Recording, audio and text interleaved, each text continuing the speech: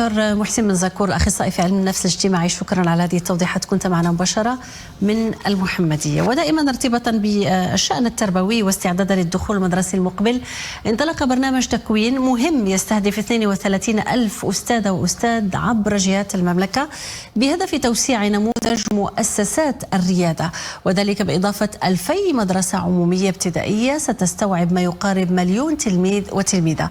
هذه الدورة التكوينية يؤطرها 500 من المفتشين التربويين. نتابع نموذجا لها من مركز التفتح للتربية والتكوين بمدينة الحاجب في روبورتاج عبد السلام الخلوي، عماد أمسمير وإبراهيم الغوتي. يأتي تنظيم هذه الدورة التكوينية تهيئا لتوسيع نموذج مؤسسات الريادة برسم الموسم الدراسي المقبل، مطمح تربوي يتوخى زيادة 2000 مدرسة ابتدائية عمومية على الصعيد الوطني، والتي ستستوعب ما يناهز 1,000,000 تلميذ وتلميذة.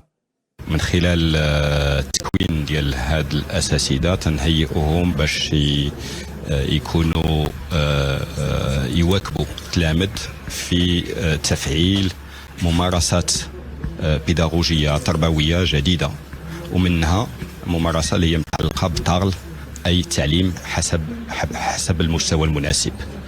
فمقاربة التدريس وفق المستوى المناسب تهدف إلى مساعدة التلميذات والتلاميذ على تجاوز صعوبات وإكراهات التعلم والتي تعرقل مسارهم الدراسي في السلك الابتدائي.